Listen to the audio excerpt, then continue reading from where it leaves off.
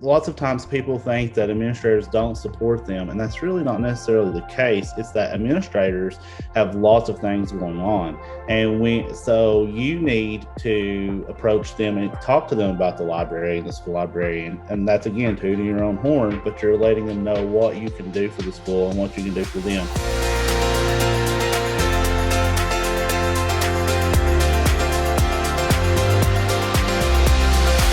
Hello, friends, and welcome to Season 5 of the Future Ready Librarian podcast series, Leading from the Library. This is a podcast for all librarians, wherever you are in your journey. It is filled with amazing guests, important topics, and engaging conversations that will inspire, engage, and support all of us as Future Ready librarians. I am your host, Shannon McClintock Miller. I'm the district teacher librarian at Van Meter Community School in Van Meter, Iowa, and I serve as the Future Ready Librarian spokesperson. I have the pleasure of working within my library and school community and also with others around the country and world through Future Ready librarian events, conferences, consulting, writing, and more. I'm honored to bring these voices and the work of others to our podcast and to all of you. And today I am so excited to have a guest that is totally new to our Future Ready events, Blake, and he is going to talk about something that I'm really passionate about too. And I loved it when he sent me the summary, because I'll just say that it includes tooting your horn. And so I can't wait to talk to you, Blake. And just to start, we're going to have you introduce yourself. Okay. Well, I'm super excited to be on the podcast. Like Shannon said, I'm Blake Hopper. I am a school librarian in Claiborne County, Tennessee, which isn't East Tennessee. I'm sure my accent really gives that away. It's at T&T Primary School. So I'm a K-4 librarian. This is my 10th year in education. I taught 4th grade 1 year, and I taught 5th grade 1 year, and I've been a librarian ever since. And I love it. I never thought I would be a school librarian, but my senior year in high school, I interned in the library, and Miss Yance, my high school librarian, kind of talked me into it. So here I am. Awesome. So when you taught 4th grade, did you already have like your library degree, or did you go back to school? Or I did, and I started my that summer of my 4th grade year, and my elementary librarian at the school in my community where I used to be at Powell Valley, she retired, Miss Smith, and she'd been the only librarian at that school. And so I was the second librarian to be at that school, and I was working on my degree. So they went ahead and let me move out of the classroom and into the library. Great. That's awesome. That's lucky. Oftentimes when someone retires or moves, like those are some of the best like fits, because you know about the library and the people and where you want to be. And so that sounds like a great fit for you. I was super lucky. Oh, that's awesome. Well, like I said, I loved it when I asked Blake what he wanted to talk about. And he said, tooting your own horn can seem like a bad thing, but in fact, it's a good thing. Join us as we discuss ways to show your library off. And this time of year, well, all year long, but this time of year especially, I can't agree more. And so just tell us, Blake, what that means to you. I think that means really the word advocacy, because you're advocating for yourself, because so many times people do not realize what school librarians and libraries can do. Oftentimes, I feel like sometimes it's one of the first things cut when it shouldn't be, because we're such a valuable resource to our schools. And one of the things that I started doing the last few years is showing off stats. So I do monthly stats in my library, and I didn't really think many people noticed, but then my principal at the time started sharing it on the school Facebook page. And then last year, I'm also the district librarian. I also represent our librarians on the district level, so I fall under the elementary supervisor. And we were going over goals for the year for school libraries and librarians. And she said, I want all of our libraries sharing stats. I saw your stats. I think that's really good to show our board, our supervisors, that libraries are really important. So that was one of the main things that made me realize that this is a great advocacy tool. Yeah, it's awesome, like to really be able to show that impact, like using social media or a website or whatever it might be. And today, like even on our first day back to school, I'm always thinking in my head, like, how can I show off what we're doing in the library? And most importantly, like, how can we celebrate like our readers, right? Like, how can we celebrate those great things that our kids are doing? Yeah, so that's an excellent point too. Is that I use it to show off our readers. So last year we did a book challenge. It's kind of like Donald Miller's challenge, the 40 book challenge, but we just took it and said read 40 books. You're on the honesty policy, and that way our kids, we didn't really want to push like AR quizzes and different things like that. We just wanted them to read. So I got to show them off, and the community thought it was awesome because we got to have a party at the end of the year. So we had a charcuterie board of prizes that they got to pick from, an ice cream party. My principal was in there taking selfies with the kids. We posted them on social media. So it's such a great way to let parents see inside the school, because so many times your parents in your community are never in your school. They're never in your school library. So it's a great way to show that off and show off your kids and show off them reading and loving it. I love that. I want to see what you did for your 40 book challenge. I've been hearing more and more in the last month about schools that are doing that. And I love that. I was in St. Louis in Parkway last week, and they also did a 40 book challenge. And so they were sharing what they did within their high school and how much their kids and their teachers. And when they said that their teachers also had things up by their doors and they would post it on their social media, I thought that was genius, because especially when our kids see our teachers being readers as well, they get so excited about that. Yeah, and I actually had teachers participate too. They were like, I'm going to turn mine in. Do I get a certificate? So I said, sure. So I printed them off certificate and honored them just like I did the kids. And I even had some teachers like posted in their classroom. So when they did classroom read alouds and different things, they would color in as the whole class. So the whole school really got involved with it. We're a school, I don't think I mentioned this, we're a school of like 550 kids. So out of that, almost 100 kids participated. And we even had kids who parents had wrote on notebook paper all the titles and stapled it to the log. That wasn't a requirement. So, and they took all year to do it. So I felt like for the most part, most of them really did try and read, and they were coming and talking about it. So I thought it was really cool. And that stemmed from social media, advocating, all the things.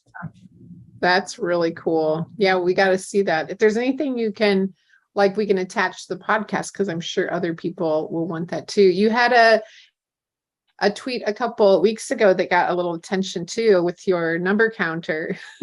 I actually saw that somewhere, and I don't know where I saw it. Someone had talked about doing it, so I modified it and did it for myself. I wished I knew.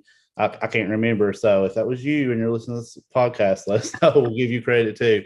But yeah, I posted that, and I told my TA, I said, take a picture, and we'll do this on the first day of school, and I'll post it. And I didn't even post any hashtags. And I was laying in the bed and forgot that I didn't even post it, so I posted it. And then my phone kept going off the next day, and my TA was like, "What is that?" It's that tweet. It got almost 3,000 likes and everything. Things that I thought might get a lot never do, but that got tons. So yeah, it got lots. It got around a lot. I love it. I know I ordered 2 for our school, because we're a preschool to 12th grade. And so we have kind of 2 different library spaces. And so when I saw that, I'm like, that is such a great idea. I actually won it. I won the thing from a teacher leader session that we were doing. I won it, and then I thought, well, let's do that. So, and then the kids are really liking too, and adults that pass by the library, they'll see, and they're like, "What are you doing?" And I'm like, "It's books." That's how many books we're. They're like, "That's cool." So yeah, and the kids will come up and call the numbers out too. So it's working on that place value as well. Exactly. Good job, classroom teacher too, right? I If love you have it. a place value chart, get on Amazon and order yourself one. Super It was easy. like $9 or something. Super cheap. Yeah, and super cute. Yeah. I will admit that I did look for an electronic one, but they were a little pricey, and my husband thought they'd be complicated. So I was like, I think the place value chart is super cool. Yeah. Yeah. It's awesome. I love it. So tell us too, like, we know that you use like social media and you share things within your school. But when we're talking about like sharing and tooting your own horn, like what other things do you use within your school to do that? So social media is one, like you said, Instagram and Twitter and Facebook. And then I started doing a little bit of TikTok. And surprisingly, that's where your kids are at, even in kindergarten and fourth grade. They shouldn't be on TikTok, but they are. So I'll post stuff on there all the time, like book reviews and things like that. So it's really reaching out to the kids too, because when you're doing social media, you want to think about, or advocating, you want to think about ways you can reach all of your kids. Well, your kids are on TikTok now. They used to be on Facebook, not anymore. They used to be on Instagram, not so much. Now they're really on TikTok. Yeah. So when I'm thinking about ways to advocate and show off and toot my own horn, that's what I'm thinking about, is where the kids are at, where I can reach the most. And I'm also thinking about ways within the building I can do that. So as simple as sending out a monthly newsletter. The teachers always get excited when they see I've listed them, that they're my monthly collaborators. These teachers worked with me this month, blah, blah, blah. So they really like seeing their names on there, and I'll list top patrons and statistics and stuff like that. So you think newsletters are outdated or probably something better, but really it's just a one pager, and it's gotten a lot of attention as well. And I also do the school social media too. So if you can connect both of those, you're also showing it off on other platforms, not just your own personal or your library Instagram. You're showing off on multiple platforms. Yeah, it's really nice when you can do also your school social. Like that's my case too. Yeah. And yes, it's like a little bit more work, but really like you can share on multiple platforms. And so I'm always thinking about that. And I love it because when we share and we're the ones in charge, we can share the stories not only from the library, but what's happening in the classroom. And those stories would never get shared because we're afraid to toot our own horn, but our teachers are really have, that like reservation. And so we always want to make sure that we're sharing their stories too. Yeah, they'll ask me, they'll say, don't you don't have to put that on there. You don't have to do that. Yeah, I do. Yes, we do. We're going to toot. Here we go. Yeah, we got to celebrate what you're doing. I know I love one thing I wrote down when you were talking about your newsletter, the monthly collaboration and like who collaborated. And today I was like working on this little idea that I had because one of my favorite parts of my job is that collaboration. And so featuring them in a newsletter is a really nice idea. That's a great idea. I love collaboration because I feel like that really shows us as another resource. And when I'm talking to my kiddos when they're coming in the library and we're talking about what is a library, especially like kindergarten, first grade, what is a library? What is a school librarian? I tell them we work with everyone, not just you. We work with your teachers, your principals, everybody, because we are a resource for everyone. So we're constantly gathering resources for your teachers or doing community events and getting things together. Because like one thing that we're going to do in the end of September, coming from my elementary supervisor, is we're going to do a fall family frenzy, and we're going to do an event where our public library is going to come in and set up a booth and do public library cards, the health department, the school librarians, the PE teachers. So that's another way that we're advocating, but we're also bringing in all the other enrichment related arts people as well and getting our name out there. And we're also helping the public library at the same time. Yeah, that's an important thing too, right? Like, I think it's a great way to share. We're from a really small town, and so we have a very small public library, but it's a great way for them also to feel like valued within the community and to give them a platform, for us to help them kind of share what's going on within the library too. Yeah. I always say we're like the cruise director, and so we do it all, right, Blake? Right. So when you're tooting your own horn, you're helping toot others' horns as well. It's not like you're focusing on yourself. You're helping everyone. I love that. One thing too that always comes to my mind when I talk to people who are great collaborators and great at sharing their stories is the relationship too that you have with your administrators. And obviously when you hear stories like this and you hear the work that you do, your administrators are probably one of the people that you collaborate with the most as well. Right. Yes. Working with your admin is so important. And I'm so passionate about that too. Having that relationship. So meeting with them every year, getting their ideas, seeing what their goals are for the library, sharing your goals for the library, trying to get on the same page. And also, lots of times people think that administrators don't support them, and that's really not necessarily the case. It's that administrators have lots of things going on, and so you need to approach them and talk to them about the library and the school librarian. And that's, again, tooting your own horn, but you're letting them know what you can do for the school and what you can do for them.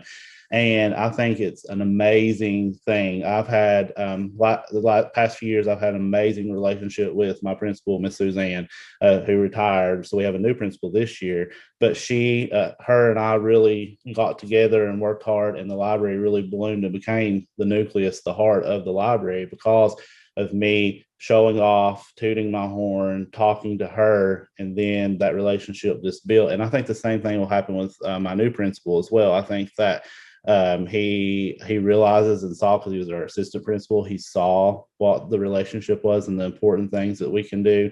So I think that will just continue. So it's just having those conversations with your administrators and just having your notes laid out there and talking to them about your goals and what you want to do. It will be an amazing thing. And the same thing kind of happened with my elementary supervisor, Dr. England. Before the last few years, we didn't have a teacher leader for librarians or for enrichment teachers at all. So through me showing things off about the library, she has really seen the value in librarians. So she has really made sure our voice is there. She's helped keep librarians where they're at. And all that's just because I tooted my horn a little bit, and then it just took off from there with my administration. Yeah, that's great. Once they see it, and administrators understand that, like, there's no going backwards, because they understand the power, and like, we're the glue that holds everybody together, which is so great. Yeah, I love that. I love hearing stories like that, because I have that at my school, and I'm just so fortunate. And those conversations, having the openness and being able to share things and ask for things, and sometimes having tough conversations, but doing what's best for your school and what's best for your kids is always at the forefront. Yeah, I'm super, super lucky in the district because of advocating and showing off. All of our schools really support their libraries and librarians, and it's been awesome to see how much they do support. At my wife's school, her librarian's new, so I've been helping her. And the principal last week had posted on Facebook some pictures of the library and the new librarian, saying, in our library we make, create, we show, and it was like showing off the library. So I was like, it's awesome, because before that might have not happened. So even the principal took the initiative to do that. Love that. That's awesome. It sounds like you have a lot of great things, not only going on in your library, but throughout your district too. Yes, we do. Yep. Oh, that's awesome. Well, Blake, as we kind of wrap up our time together, if you were to tell people like one place to start, like maybe this is new to them and they want to really try this year to do more of showing off things that are happening in their library, what would be the first thing that you'd tell them to do? Make a graphic and show off your stats, not just circulation stats. On my graphics, I include things that we've done in the library that month, how many books we've added that month, projects that I've worked on with teachers that month, all on that little graphic.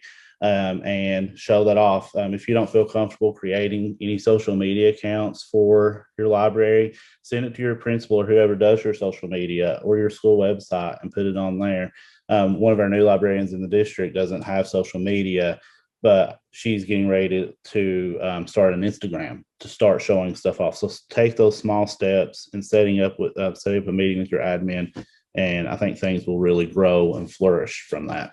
Yeah, I love that. And of course, we're going to want to see that too. So if you have any examples, we can attach it, because people love seeing examples. And, starting for something, especially at the beginning of the year, I love the idea of doing it every month. I think that's a great idea too. So where can people find you if they want to on social? And I want to know where I can find you on TikTok, because that's new to me, but one of my goals this year. So you can find me at Traveling Librarian on Facebook, Instagram, and TikTok, and PVS Librarian on Twitter. And where Traveling Librarian came from is I used to be a librarian at 4 libraries. Now I'm just at 1. But we were in the process of getting some librarians hired and some shifting and stuff. So I traveled. So that's where the Traveling Librarian came from. So it stayed. I'm not necessarily traveling anymore, but yeah, that's good. It's a good one. I love it. Well, thank you so much for joining us. And I learned so much, and I love conversations like this. This is close to my heart. One of the best parts of being a librarian is the impact that we can have on our communities. And so you're doing a great job, my friend. So much. Thanks for the invite. Yeah, thank you so much. And we just appreciate everything that you shared. And I'm sure that everybody listening, if there's anything that you want to share, Blake, to attach to the podcast, we can do that. Or feel free also to reach out to Blake. He told you where we can find him on all kinds of places, including TikTok. And just know that there will also be a certificate of professional development attached to this too, that you can download and fill out to use. As always, thank you to all of our listeners for joining us for this episode of the Future Ready Librarian podcast series, Leading from the Library. And a very special thank you to our sponsors, Follett. You make a difference in our libraries, schools, and within our lives and that of our students every day. We appreciate everything that you do. Please send any requests. If you want to be a guest on our podcast series, you can reach out to me at my email, ShannonMcClintockMiller@gmail.com, or reach out on social, and I am Shannon M. Miller. I hope that you take what you learned in today's podcast and put it to use within your practice as a future-ready librarian. Until next time, friends, keep finding ways to lead within and from your library.